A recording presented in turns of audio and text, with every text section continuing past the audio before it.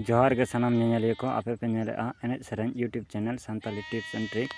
तो तीन दबन सेड़े फोटो चित्रान रे चिलिका तबन ऑला से पोस्टर चिलिका बन बनावा से यूट्यूब थंबनेल चिलिका तबन बनावा ओना खातिर ते प्ले स्टोर खय पिक्सेल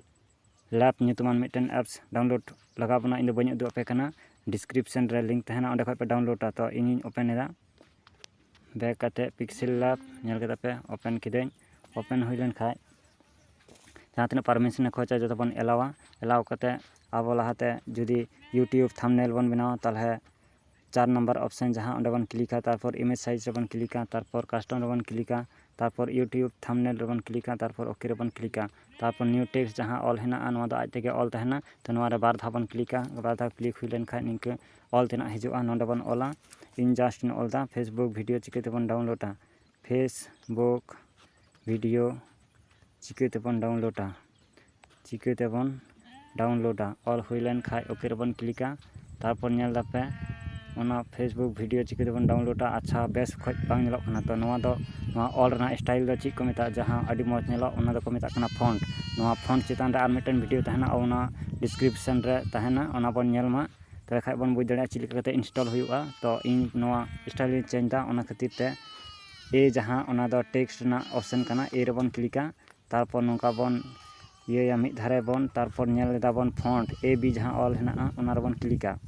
तो नोंडे खय आबो माय फॉन्ट रे बन क्लिका तारपर आबो जहां कस्टम फॉन्ट जहां आबो बन कुसी केदा स्टाइल ओना बन एटा तो एट लगी ते प्लस फोल्डर रे बन क्लिका तारपर ओकारे फॉन्ट हेना तबोना ओंडे बन चला। तो फॉन्ट इन दोहो कदा नेल लेगा बन ओकारे मेना पांजा लेगा बन ओय फॉन्ट इन दोहो कदा। तो जुदी बांग्ला फॉन्ट बन इंस्टॉला ताले बांग्ला फॉन्ट रे ये केदा तारपर डायरेक्ट माने नवा दो फॉन्ट इन इंस्टॉल हुईना। तो नेल लेगा बन चेंज करते चिलिका नेलोग कना नॉय नेल दापे नॉय नेल दापे नॉय नेल दापे तो ओकाटा पे कुसिया कना जस्ट इन होइमा मानती यूनिक कोटिन सिलेक्ट केदा नॉय नियटा तारपर ओके रे क्लिक तारपर नवा कटिज किदें तारपर एक टको बॉर्डर बन एमा ओना खातिर ते निंके लेंगा से और अगू लगा बना तारपर स्ट्रोक जहां ओना बन ऑन गो का जहां तिना स्ट्रोक ऑन नेल दापे लातार से कते नेल दापे स्ट्रोक विथ नवा जदी बन ढेर कमा ताले नोका मोटा कटिजवा तो 4 रगे थाचो तारपर टिक चिन्ह रे क्लिक तारपर शेडो पूरा बन एमा शेडो ऑन किदें तारपर लातार से बन चला लातार ना हमन ऑन गो का नेल दापे नितो चिलिका नेल करा मजगा नेलोग कना। तो मिटन जदी फोटो फेसबुक ना लोगो बन एटा ओना खातिर तालार ना आइकन रे क्लिक लगा बना तारपर इंपोर्ट रे तारपर अब गैलरी हिजुआ।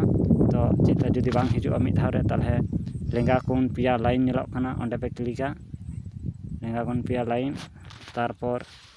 लातार से खय गैलरी पे सिलेक्टा गैलरी पे नेलदा सिलेक्ट किदें सिलेक्ट हुई लेन खाय आबोआ फोल्डर हिजुआ तारपर मिटन फोटो बन सिलेक्टा नेल दापे पिक्चर खय फेसबुक रेना लोगोñ ऐड केदा तारपर टिक चिन्ह रे क्लिक तारपर नवा बन कटिचा। तो नॉय नोटा रे क्लिक कते इन कटिज केदा तारपर नवा जदी बन एटा निंके कते बन एटा जस्ट आर मिटन फोटो उदु पे कना ताले आर मिटन फोटो ये लगी खाय एट लगी खाय इनपुट रे आरो क्लिक हुई तबना वीडियो अडी लटू कना ओना खाते जस्टी बइन लैया पेया ताव इन चेष्टायदा 3 मिनट। तो आर मिटन फोटो बन सिलेक्ट या लेंगा कोन पिया लाइन लिंक क्लिक केदा तारपर गैलरी तारपर एल्बम तारपर मिटन बुरु लुकुया मिटन फोटो मेना इंगिन जुत कदेया माने ओनाñ अचोक का तया तारपर स्क्वायर केदें तारपर टिक रे चिन्ह रे क्लिक तारपर नवा पास्टा रे सेटेया। तो निंके कते आबो फेसबुक लोगो ये बन फेसबुक दबा यूट्यूब थंबनेल बन बनाव दाड़ेया जस्ट नवा दो हुई कना। जुदी बैकग्राउंड ना कलर बन चेंजा ताहे 4 नंबर जहां ऑप्शन लातार रे ओना रे बन क्लिका तारपर कलर रे बन क्लिका तारपर नोडे प्लस आइकन रे क्लिक कते जस्ट इन उदु पे कना हाना कुन नवा कुन रे जुदी लेंगा कुन जहां हेना तारपर नोडे क्लिक लगा बना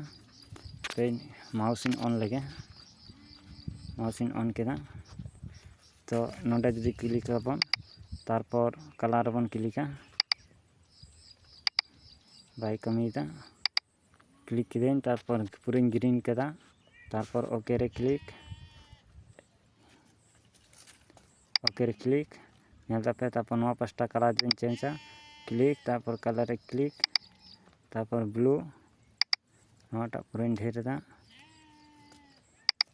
तारपर ओके रे क्लिक तब नेल दापे नितो चेद लेका हुईना तो निंके कते नवा वीडियो नवा फोटो जुदी बन सेपा ताहले माउस ना कर्सर जहां रे मेना चेतान कुन 2 नंबर ऑप्शन जहां ओना रे क्लिक तारपर सेव इमेज रे क्लिक तबे खाय गे आबो फोटो सेव टू गैलरी जहां मेना ओना रे क्लिक तबे खाय गे आबो फोटो गैलरी रे सेटोआ तो नितो दा बैक रबन चला निने गान गे बखाय वीडियो जास्ती लाटुक खाना नोंका कते आबो बन यूट्यूब थंबनेल बन बनाव दाड़ेया तो चलो बन नेल लेगे गैलरी रे सेन कते हुईना सेवा सेव तो गैलरी ओपन तिना कायना लातार पे नेल गैलरी ओपन किदें तारपर एलबाम तारपर लातार सेट पे नेला इन जहाँ टे मेना आदार्स एलबाम जहाँ ओके तारपर जेहेतु पिक्सेल लैब तबन इया ताले पिक्सेल लैब फोल्डर बन पांजा नामा